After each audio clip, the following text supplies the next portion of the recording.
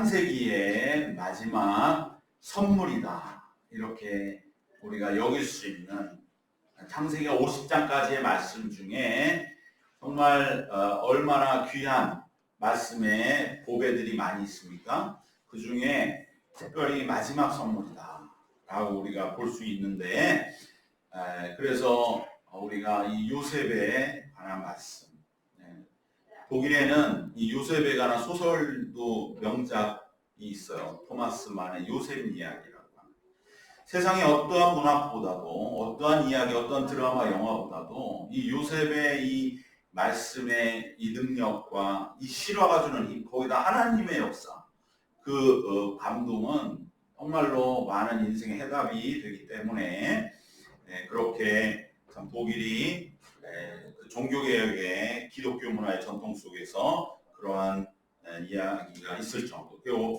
한 벌써 15년 전에 우리나라에서 번역이 돼서 나온 그러한 이야기 소설이 있을 정도로 이 요셉에 관한 말씀은 정말로 엄청난 그러한 말씀이 됩니다. 창세기 32장부터 이제 나오면서 오늘 50장이니까 총 19장에 걸친 이 요셉의 삶에 인상적인 여러 가지 귀한 가르침들이 우리가 어느 정도 알고 계시기도 할 것입니다. 우선 요셉은 꿈의 사람으로 보라 저기 꿈꾸는 자가 온다. 그게 사실은 조금 비꼬는 말이죠. 저거 꿈으로 우리를 무시한 저 네 가지 없는 놈이 오는구만 이런 식으로 했던 말인데 그것은 정말로 놀라운 이야기가 나중에 되었던 것이죠. 그 꿈이 얼마나 요셉의 삶을 바꿔놓았습니까? 바로 그래서 우리는 요셉을 저마다의 그러한 이야기와 내용들을 간직하면서 하나 생각하는 것은 요셉은 꿈의 사람으로서 반드시 하나님이 주신 꿈은 이루어진다. 이러한 교훈을 간직하는 분도 계실 것이고, 또 하나는 역시 요셉 하면 노예로 애굽에 팔려서 그 모든 역경을 무엇으로 이겼느냐? 오직 하나님에 대한 신앙으로, 신실함으로 이겨서 반드시 우리가 어떠한 삶의 역경일지라도 하나님 앞에 신실한 믿음을 가지면 우리는 형통하다라는 교훈으로 새기기도 하고요. 또 요셉은 애굽의 바로의 앞에서 그 노예에서 최고의 그러한 권력자가 되는 길이 바로 꿈을 해몽하는 그러한 일이었지 않습니까? 7년간은 풍년, 7년간은 흉년. 바로 그러한 꿈을 해몽하는 놀라운 지혜는 하나님으로부터 온 것이다. 그렇기 때문에 우리가 진정으로 하나님의 믿음과 신앙 앞에 신실하면 이러한 지혜를 주신다. 그래서 애굽의 사실상의 통치자가 되었죠. 그래서 애굽과 이스라엘을 기근으로부터 구하는 그러한 놀라운 지혜를 하나님은 주신다든 하는 그러한 요셉의 여러 가지 요셉에 관한 말씀에서 우리가 얻을 수 있는 교훈은 이처럼 무궁무진하다고 말할 수 있을 것입니다. 그런데 오늘 그 많은 요셉의 이 말씀 중에 얻을 수 있는 교훈 중에서 어떻게 보면 저는 개인적으로 최고다라고 말하는 것은 바로 둘째가라면, 다른 사람은 다르게 또 보실 수 있어서 그럼에도 불구하고 둘째가라면 서러울 그러한 가르침 무엇이냐? 바로 형제들과의 화해와 용서에 관한 말씀입니다. 정말 우리가 이 요셉의 화해와 용서, 이것은 예수님이 우리를 용서하신 것 같은, 왜냐하면 형들이 10명이나 됐어요. 얼마나 11번째 아들이 무서웠겠습니까? 형들이 하나 둘도 아니고 10명이나 되니까 요셉이 얼마나 무서웠겠어요. 근데 그 형들을 그래서 요셉은 의지하고 정말 아버지를 의지하듯이 의지했던 형들이 요셉을 죽인다 이 말이죠. 팔아버린다. 요셉은 그냥 꿈에 부풀어서 형들을 좋아하고 그 순진한 사랑으로 형들을 응원하러 왔는데 형들은 완전히 그 자기를 죽인 살인자의 얼굴을 하고 그들을 요셉을 맞이할 때 그 인생의 비극이라고 하는 것은 얼마나 참 끔찍한 것인가. 그래서 요셉은 결국은 그 형들에 의해서 사실상 죽임을 당했죠.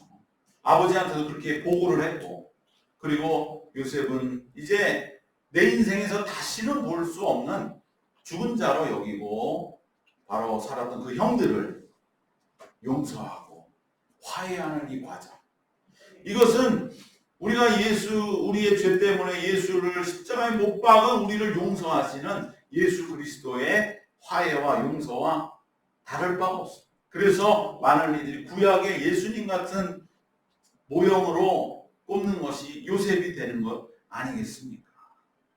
그래서 요셉의 이야기를 우리가 주일학교 때부터 들었을 적엔 꿈의 사람이다, 역경을 이겨낸 사람이다, 하나님 주신 놀라운 지혜의 사람이다, 이렇게 저마다 요셉에 대해서 배우지만 이제 우리가 인생을 어느 정도 살고 정말 사람들 사이의 갈등과 관계 속에서 받은 그 상처와 아픔들이 나에게 큰 그러한 무거운 짐이 될 때에 우리가 요셉의 이야기 속에 진정으로 깨닫는 그 교훈은 바로 형들과의 용서와 화해의 그 놀라운 역사, 바로 그것이 둘째가라면 서러울 요셉의 이야기의 깨달음이 되는 줄 믿습니다. 그래서 요셉의 이야기를 읽으면 많은 사람들은 세상에서 받은 상처와 아픔에 치유를 받습니다. 여러분들도 이렇게 덥고 지치고 힘든 날 아마 창세기 32장부터 50장까지 특별히 형들과의 화해가 나오는 40장 이후부터 42장 특별히 부터 10장밖에 안 된 이 말씀들을 천천히 한번 문학작품처럼 읽어보신다면 정말 모든 삶의 아픔은 해결함을 받게 될 줄 믿습니다. 그래서 소위 요셉은 3번 울었다. 3번 울고 완전히 용서하고 화해하고 치유되었다고 말씀합니다. 42장 24절에 처음으로 울 때에 기가 막혀서 우는 겁니다. 자기가 히브리어를 못 알아듣는 줄 알고 저기 총리 앞에 예굽의 최고 통치자 앞에 무릎 꿇고 고개도 못 드는 10명의 형들이 9명의 형들, 10명의 형들이 있죠. 그들이 자기들끼리 두런두런 얘기하는 겁니다. 아, 우리가 그때 그 동생을 그렇게 팔아서 우리가 이런 고생을 겪는구나. 그 말을 들을 때 요셉이 어찌 울지 않을 수 있겠습니까? 아, 이 형들 아직도 나를 기억하고 아직도 그 죄를 해결함 받지 못하고 비참하게 살았구나. 나만 비참하게 사는 줄 알았는데, 나만 노예로 팔려와서 여기서 가진 고생하는 줄 알았는데 이 형들은 나보다 더 비참한 신세로 지금 있을 뿐 아니라 그렇게 살았구나 라는 그 알 수 없는 마음에 요셉은 눈물을 터뜨렸습니다. 두 번째로 43장 30절에 여기에는 정말 기가 막힙니다. 급히 울 곳을 찾아 안방으로 들어가 울었다는 것이죠. 그 앞에서 너무 터질 것 같으니까 잠깐 있으라 그러고 급히 울 곳을 찾아 안방으로 들어가 울었다. 요셉이 내가 좀 울어야 되겠다. 내가 지금 안 울면 안 돼. 이건 어떻게 알 수가 없어. 이러면서 지휘체면 다 버리고 급히 울 곳을 찾아 안방으로 들어가서 작심하고 우는 것이 두 번째로. 기가 막혀서 너무나 고통스러운 울음밖에는 해결을 할 수 없는 그 두 번째 야곱, 이 요셉의 울음입니다. 그리고 마지막 세 번째 45장 14절에 그때는 이제 동생 베냐민을 만나서 베냐민의 목을 안고 그 볼품없는 히브리 그 노예와 같은 신세의 그 자기 동생을 보고 이 애굽의 최고 권력자가 그 뛰어내려가서 베냐민을 그냥 끌어안고 울면서 바로 이 3번의 울음으로 요셉은 모든 것을 용서하고 화해하고 치유받았다. 이렇게 말씀을 하는데 이것을 직접 말씀을 통해 읽으면서 우리가 은혜를 받게 되면 그러면 많은 신앙인들이 과거에 아프고 깊은 상처를 바로 요셉의 이 세 번 오는 말씀을 읽으며 받은 은혜로 치유받는 것을 체험하게 될 줄로 믿습니다. 자신은 죽이려 하다 팔아넘기고 죽었다고 바로 아비를 속이고 사실상 죽은 거나 마찬가지로 이 여기었던 이 형들을 용서하고 화해하는 이 요셉의 모습은 이 세상에 어떤 모진 상처와 쓴뿌리도 치유받을 수 있는 놀라운 길을 열어 놓았던 것입니다. 원수들인 이 형들의 목숨을 구해주었습니다. 그리고 생전에 다시 못 볼 줄 알았던 아버지와 동생을 보고 역시 이들도 그 기근에서 구해주면서 요셉은 완전하게 10명의 형들이라는 원수의 목숨을 구하고 용서하는 바로 인간으로서 할 수 있는 화해와 용서의 끝판을 보여주었던 것입니다. 이제 남은 것은 애굽에서 지난날의 아픔과 피눈물을 다 잊어버리고 그 70명의 식솔들이 전부 한 마음으로 마음과 그동안 못다한 정을 나누며 즐겁게 함께 살며 행복하게 하루하루 지내는 일만 남았던 것입니다. 실제로 그렇게 살아가는 줄 알았습니다. 땅을 받고 일을 받았고 그리고 행복하게 남부러울 것 없이 그렇게 살아가고 있었습니다. 그런데 오늘 본문에서 보는 것처럼 놀라운 일이 마지막에 일어나고 있는 것입니다. 여전히 형들은 요셉에 나와 아직 과거의 죄가 자신들에게 완전하게 해결되지 않았다는 것을 보이게 되는 것입니다. 3번 울고 다 이제는 해결됐습니다. 요셉은 정말로 원통함을 다 풀었습니다. 우리는 여기 애굽에서 이 풍요로운 땅에서 더더군다나 최고 권력자의 친족들입니다. 누가 부러워하겠습니까? 누가 그들을 보고 정말로 부럽지 않겠습니까? 그 화해도 다 이루었습니다. 이제는 행복하게 사는 것만 남았습니다. 남들에게 덕을 베풀고 사랑을 베풀고 그렇게 사는 것만 남은 줄 알았는데 난데없이 오늘 형들이 와서 다시 요셉 앞에 죽은 아버지의 유언을 꺼내들고 그리고 다시 한번 엎드려서 자기를 용서해달라. 도대체 이것이 무엇입니까? 여기서 우리는 이 죄라는 것이 얼마나 무서운 것인가,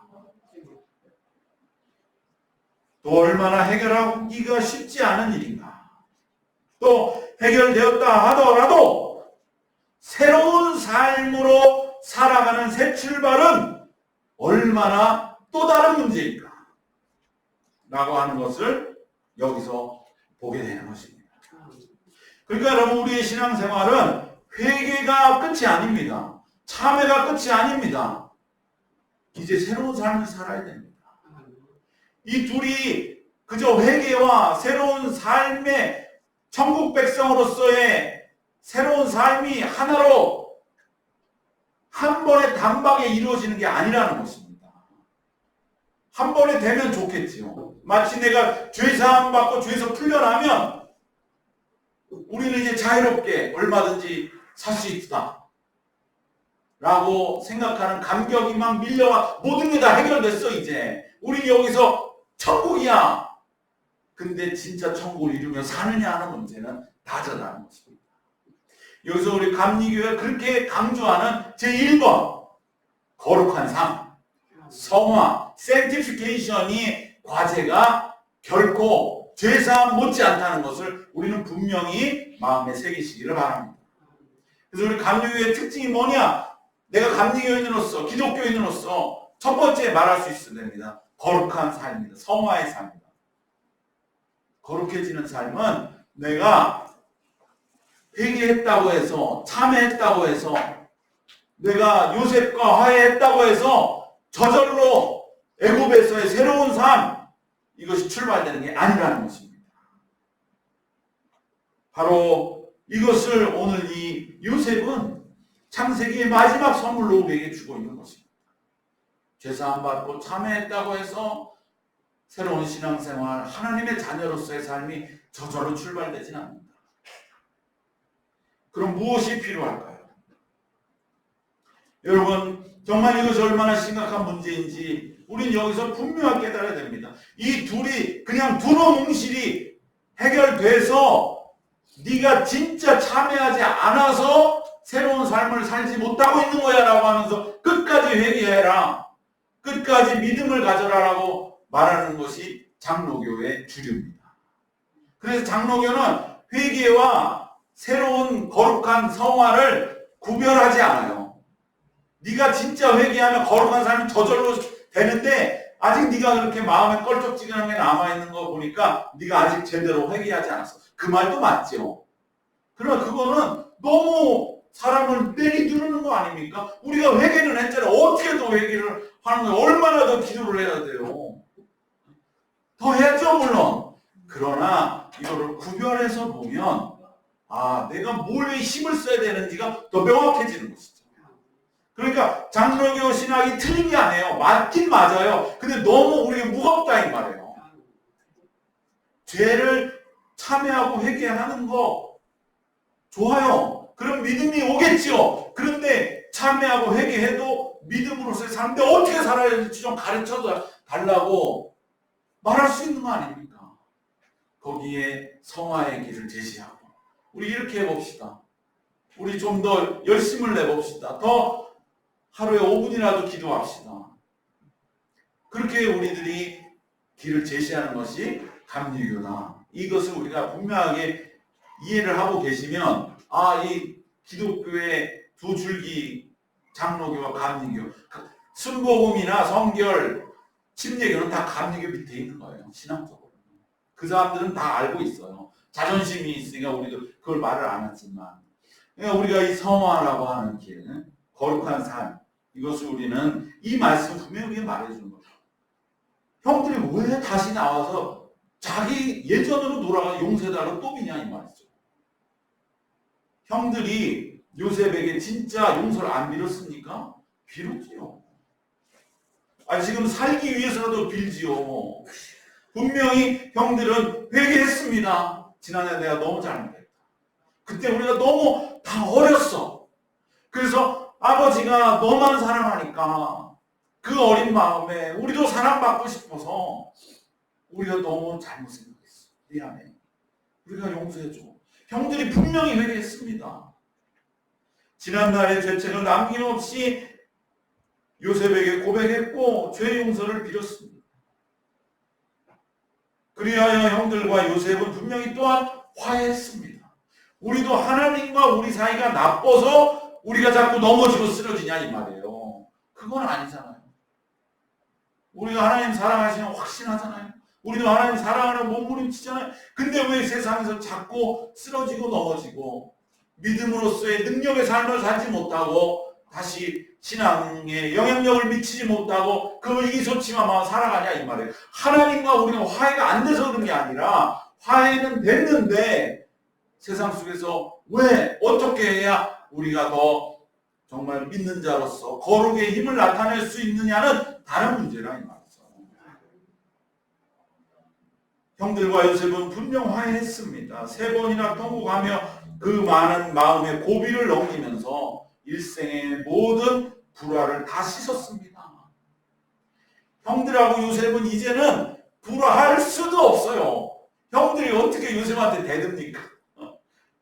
그건 있을 수도 없어요. 우리가 하나님 앞에 뭘 대들 수 있습니까?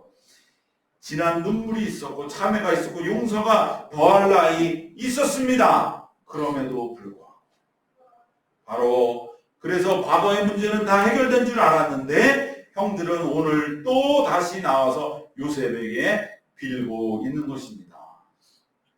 요셉의 입장이 얼마나 기가 막혔겠습니까? 여러분 우리가 늘 주님 앞에 용서해달라고 비는 거 하나님 입장에서는 어떻게 보면 기가 막히는 짓이죠. 문제는 다 해결된 줄 알았는데 전혀 해결된 것 같지 않고 과거로 다시 되돌아간 것 같게 되어버린 그 이유가 무엇일까? 이것은 오늘 우리에게 내가 이제 회개하고 하나님과 화해된 삶을 분명히 그런 상태인데 근데 왜 자꾸 나는 예전으로 돌아가느냐 이 말이죠. 그 이유가 뭘까? 바로 그 이유를 우리는 이 말씀에서 보게 되는 것입니다. 이것을 우리가 오늘부터 3주, 세 가지 이유를 생각하면서 3주간 함께 살펴보면서 요셉의 그 마음에, 그 형들의 마음에 더 함께 집중해 보기를 원하는 것입니다. 세 가지인데 한 가지씩 이번 주부터 알아보는데 우선 세 가지 이유를 말씀 우선은 드리겠습니다. 첫 번째는 오늘 우리가 살펴볼 거 제목과 같이 요셉보다 야곱을 더 의지했기 때문입니다. 그래서 오늘 설교 제목이 야곱보다 요셉을 의지하자입니다. 두 번째 이유는 무엇이냐? 요셉과의 친밀함이 없어지다. 그래서 하나님과 우리가 친밀해야 되는 것입니다. 그래서 다음 주 우리 하나님과의 친밀함, 그것이 성화이고 그것이 바로 우리가 죄산받은 후에 가야 할 신앙의 길인 것을 우리는 함께 살펴보기 원합니다. 세 번째는 바로 요셉이 말한 거죠. 하나님은 악을 선으로 바꾸시는 분이다. 그것을 이 형들은 믿지 않았습니다. 형들은 용서받았다고 생각했지만 그의 마음 깊은 곳에 여전히 어둠을 지우지를 못하고 있었던 것입니다. 사실 죄를 지면 제일 놀라는 건 자기 자신이에요. 제일 상처 입는 건 자기 자신이에요. 다른 사람 상처 입는 게 문제가 아니야. 내가 그 어둠 속에 여전히 영향받게 된다는 거죠. 그래서 하나님은 악을 선으로 바꾸신다. 우리 안에 때로 악과 어둠이 있을지라도 그걸 다 선으로 바꾸세요. 그럼 우리 속에는 악과 어둠은 없는 것이에요. 오직 선만이. 그래서 하나님은 오직 그에게는 빛만 있으시다. 어둠이 없으시다는 뜻이다. 라는 말씀이 나오는 것입니다. 그 세 가지 우리가 이것을 하나하나 살펴보기 원하는데 오늘 첫 번째 이유 요셉은 사실 형들은 요셉보다 야곱을 내심 더 의지했다는 것입니다. 형들은 이 순간에 야곱이라고 하는 이제는 다 늙어서 본인 스스로 아무것도 할 수 없는 그런 허울뿐인 아버지의 그 권위와 가족관계라는 인간관계에 더 의지하고 있었던 것입니다. 여러분 우리도 이것을 물어보는 것이죠. 네가 진정으로 요셉같이 하나님을 의지하고 있느냐? 아니면 하나님을 의지한다고 하면서 야곱같이 네가 의지하고 있는 게 있다면 그것은 우리가 버려야 된다. 그것은 우리가 결국은 왜 그 자체가 나중에는 사라지고 말이다. 오늘 본문의 15절에 왜 형들이 갑자기 이렇게 요셉에게 와서 엎드리게 됐습니까? 15절에 나와 있죠. 15절 말씀 우리 함께 읽겠습니다. 요셉의 형제들이 그들의 아버지가 죽었음을 보고 말하되 요셉이 혹시 우리를 미워하여 우리가 그에게 행한 모든 악을 다 갚지나 아니할까 하고 아버지가 죽었습니다. 이제 장례가 끝난 그 이야기가 나와 있는데 그 앞에 결국은 형들이 내심 의지했던 야곱은 사라지고 말았습니다. 우리가 하나님 이외에 의지한 그 어떤 것도 나중에는 다 한계를 드러내고 사라지고 말았습니다. 그때 가서 우리는 다시 되돌아가는 것입니다. 이것이 얼마나 비참한 모습이 되는 것입니까? 형들은 비록 요셉과 화해하고 함께 통곡하기도 했지만 그들은 내심으로 요셉의 이 용서와 화해와 진심보다는 아버지 야곱이라고 하는 존재와 권위에 더 의지했던 것이 드러나고 말았습니다. 그래도 아버지를 봐서 요셉이 어쩌지 못할 것이나 의심 속에 지냈던 것입니다. 여러분 이것을 우리 버려야 됩니다. 설득력 있게 느껴지면 안 됩니다. 여전히 내 속에 오직 하나님이 위해 뭔가 의지하게 있다는 것에 대해서 마치 동의를 얻는 것 같이 여겨진다면 여러분 이것을 우리는 심각하게 받아들여야 됩니다. 형들은 여전히 두 마음을 떨치지 못하고 있는 것이죠. 어떻게 보면은 아버지 야곱이 늘 속이는 자, 속인다는 건 뭡니까? 두 마음이 있다는 거잖아요. 진심이 있고 속이는 가짜로 표현하는 마음이 있다는 것이죠. 그래서 형들도 그것을 아직은 떨치지를 못한 거예요. 그 엉뚱한 의심을 품고 살았던 것입니다. 그래서 형들은 요셉의 진심 어린 또 그 마음 아픈 화해를 믿지 못하고 전혀 결코 해서는 안 되는 그러한 야곱의 아무 힘도 없는 그 권위와 가족관계에 의지했던 것입니다. 이처럼 우리도 우리 하나님 예수 그리스도 그 진실을 믿고 의지한다 하면서도 내심은 다른 것을 의지하고 믿고 신앙생활하는 경우가 있을 수 있습니다. 하나님을 믿고 의지한다 하면서도 내 생각을 믿습니다. 내 판단을, 또 내 소유와 내가 가진 재산과 내 살아온 경험과 지위를 의지하고 있어서는 안 됩니다. 소위 믿음의 딴주머니를 차서는 안 된다는 말입니다. 지금 그것을 우리를 약하게 만들고 그것이 사라지고 나면 다시 이 형들의 모습과 같은 모습으로 돌아가게 하고 말 것입니다. 지금 형들은 야곱이라는 다른 주머니를 차고 그것에 내심 의지하고 있었기 때문에 그 주머니가 수명을 다하고 나니 더 이상 의지처가 없어져 버리고 두렵게 되고 만 것입니다. 이처럼 하나님을 이외에 의지하는 모든 것은 결국 한계가 있습니다.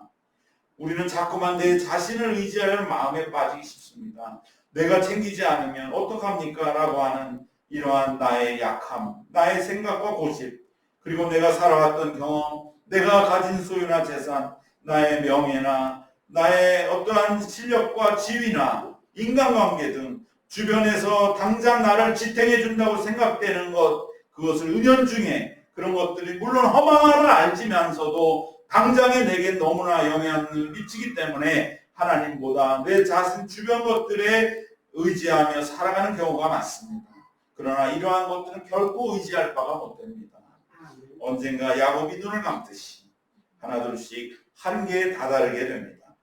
또한 하나님의 이외의 것들은 야곱이 형들에게 그랬듯이 야곱이 형들에게 그러한 것 같이 마음 깊은 곳에서의 진정한 평안과 사랑을 가져다 주지 못합니다. 오직 죄사함과 평안과 화해는 요셉과 해결해야 할 문제이지 야곱은 그저 아버지를 봐서 체면을 봐서 가문을 봐서 그렇게 서로 참고 있는 정도밖에는 안 되는 것입니다. 내 주변에서 의지하고 있는 것들은 야곱처럼 내게 궁극적인 평안과 안식을 주지 못합니다. 오직 요셉을 통해서만 참된 평안을 얻을 수 있는 것처럼 오직 하나님을 우리는 의지해야 우리는 영원히 변함없는 평안과 용서와 화해와 안식을 얻음을 다시 한번 마음에 새롭게 새기시기를 축원합니다. 이처럼 형들은 요셉의 사랑과 신앙의 힘을 믿었어야 했습니다. 물론 형들에게 요셉은 야곱보다는 어떻게 보면 좀 껄끄러운, 더 익숙하지 못한 존재일지 모릅니다. 요셉은 형들과 너무 오랫동안 떨어져 있었고 또 요셉을 볼 때 형들은 어쩔 수 없이 한동안은 자신들의 죄를 기억할 수밖에 없게 만들어지는 그러한 요셉은 존재였을지 모릅니다. 그렇더라도 야곱은 어찌 보면 그렇게 미워했던 아버지였지만은 그래도 함께 살아왔던 존재였고 쉽게 기댈 수 있는 존재였습니다. 마치 우리가 하나님 이외에 기대고 있는 내 생각과 경험과 재산이 내게는 너무나 편리하고 익숙한 그러한 존재인 것과 같습니다. 이러한 것들은 내 주변에 항상 함께 있었고 내게 너무나 친숙하고 내가 다루기에 쉬운 존재들이기 때문에 쉽게 의지할 수 있는 것처럼 여겨집니다. 그러나 하나님은 어쩌면 요셉처럼 다소 좀 멀게 느껴지기도 하고 왠지 그 앞에서는 주눅이 들고 자신의 죄와 허물을 생각해야 하는, 그래서 심지어는 망령되지만은 약간은 거리를 두고 싶은 그런 존재처럼 여기게 될지 모릅니다. 그러나 이것은 어떠한 결과를 가져다 주는가? 형들은 오늘 우리에게 보여주고 있는 것이죠. 생각해보면 형들은 이래서는 안 되었던 것이죠. 왜? 지금 애굽에서 그들이 이렇게 살 수 있게 된 생존의 바탕에는 요셉이 있습니다. 오늘 우리가 이렇게 사는 바탕에는 하나님이 계십니다. 화해와 용서를 통해 애굽에서 새로운 삶을 시작하게 된 그 근원이 요셉에게 있기 때문에 형들은 비록 당장은 편하지 않더라 할지라도 요셉이 진정으로 가까이하고 의지해야 할지라는 것을 받아들이고 애써야 했었습니다. 요셉의 마음이 바로 그것은 형들이 자기들이 요셉의 마음도 같을 것이라 생각해서는 안 되는 것입니다. 하나님이 우리 마음과 같지는 않다는 것을 우리는 늘 의지해야 됩니다. 요셉이 보여줬던 그 눈물과 진정한 용서와 화해의 그 과정을 형들이 보면서, 그리고 요셉을 형들은 정말 오랫동안 묵상하면서, 그 녀석이 여기 팔려와서 애굽의 이 최고 권력자가 되기까지 어떻게 이렇게 살아왔는가? 그 뒤에는 하나님이 계시구나. 형들은 그 하나님을 만났어야 했고, 그 요셉 안에 있는 하나님과 그 신실함을 보고, 비록 자신들을 계속 괴롭히는 과거의 상처가 있다 할지라도 그것을 이겨내기 위하여, 뿌리치기 위하여 애쓰고, 그리고 요셉이 비록 당장은 대하기 어렵더라도 요셉만을 전적으로 신뢰해야 했었던 것입니다. 요셉 안에 계신 하나님, 그리고 요셉을 통하여 하나님이 일하신 것만은 믿는 그 믿음부터 형들은 시작했어야 됩니다. 그런데 그렇지 않고 손쉬운 야곱을 의지했습니다. 아버지가 있으니까. 이것은 참으로 어떠한 결과를 가져왔습니까? 만일 형들이 요셉 안에 계신 하나님을 의지했다면 형들 자신의 믿음과 신앙도 굳건해졌을 것이며, 요셉 앞에서의 두려움이라는 이 어둠도 능히 이기고 오늘 본문과 같은 낙심과 좌절은 겪지 않았을 것입니다. 다시금 후회할 일을 만들고만, 그리고 오늘 우리에게 남겨준 이 형들을 보면서 오늘 우리도 오직 요셉에게 의지하는, 우리 안에 있는 야곱에게 어쩌면 내가 의지하고 있는 모든 것을 분명히 짚어내시고, 이것은 내 신앙의 독이구나, 이것은 내가 극복해야 할 것이구나, 그것을 우리들이 진정으로 결단하고 고백하면서 오직 요셉, 오직 하나님만 의지하며 진정한 평안과 새로운 삶의 길을 걸어가는 그 출발에 우리 모두 함께 서시기를, 그러한 모습으로 우리가 믿음의 길을 걸어야 할 줄로 믿습니다. 오늘 본문 결론의 말씀을 정리하겠습니다. 우리도 요셉보다 야곱을 더 믿고 의지하고 있는 것은 없는가를 살펴야 합니다. 그리고 우리가 하나님을 의지한다 하면서도 은연 중에 다른 것을 의지하는 그 무엇인가가 있다면 언젠가 우리도 다시 형들과 같은 모습, 참된 평안을 얻지 못한 채 그저 애매하고 비참한 그러한 모습으로 되고 말 것을 경고한다는 말씀을 우리는 새겨야 할 줄 믿습니다. 지금부터 오직 하나님만 의지하는 그 발걸음을 한 걸음 한 걸음 훈련하시면서, 이것이 우리 감리어가는 성화의 길인 것을 우리가 다시 한번 확인하시면서, 이미 우리와 완전하게 화해하시고 우리를 치유하시는 주님만을 의지하시고 참된 평안과 복된 남은 삶을 살아가시기를 우리 주님의 이름으로 축원합니다. 아멘. 기도하겠습니다. 하나님 감사합니다. 요셉의 귀한 하나님의 말씀을 통하여서 우리가 하나님을 의지한다 하면서도 때로 야곱을 의지하는 그러한 우리의 이 참으로 나약한 마음들을 이 시간 새롭게 되기를 주님 앞에 함께 나누며 결단하며 기도하게 하실 수 있게 하심을 감사드립니다.